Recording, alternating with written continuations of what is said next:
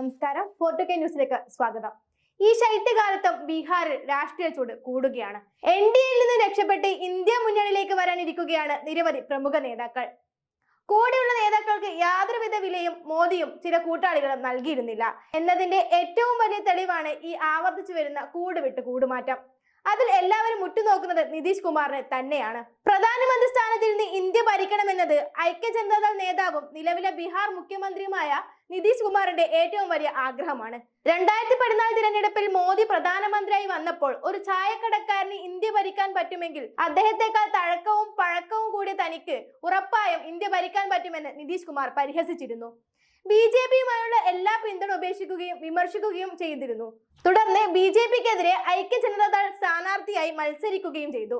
അതിൽ BJPക്ക് 282 സീറ്റുകൾ ലഭിച്ചെങ്കിലും ഐക്യജനതാദൾ RJDയുമായി കൂട്ടുപിടിച്ച് മഹാഗത്ബന്ധൻ ഉണ്ടാക്കി.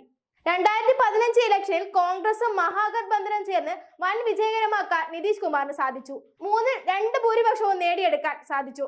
പിന്നീട് RJDയുവിലെ നേതാക്കളെ പറ്റി പരാമർശിച്ചുകൊണ്ട് അവിടം വിടുകയും ചെയ്തു. പിന്നീട് BJPയുമായി സഖ്യം ഉണ്ടാക്കുകയാണ് ഉണ്ടായത്. ഈ സഖ്യവുമായി ഇലക്ഷനിൽ മത്സരിച്ചു. എങ്കിലും കനത്ത തിരിച്ചടിയാണ് നിതീഷിന് ലഭിച്ചത്. അതോടെ നിതീഷിനെ BJP പരാമർശിക്കാൻ തുടങ്ങി. ഇത് സഹിക്കവയ്യാതെ BJPയിൽ നിന്ന് RJDയുവിലേക്ക് അടുത്ത യാത്ര. ഇത്തരത്തിൽ ഏത് തോണിയിലും കാലുകുത്താമെന്ന നിലയിൽ ചാഞ്ചാടി നിൽക്കുന്ന നിതീഷിന് മുന്നിലാണ് ഇപ്പോൾ ഇന്ത്യ മുന്നണി എത്തിയിരിക്കുന്നത്. ഉപപ്രധാനമന്ത്രി സ്ഥാനം നൽകാമെന്നതോടെ ഇന്ത്യ മുന്നണിയുമായി ചേരുമെന്നതും ഉറപ്പിക്കാം. TDPയുമായി ചേർന്ന് വൻ കളികൾക്കാണ് നിതീഷ് കുമാർ ഒരുങ്ങുന്നത്.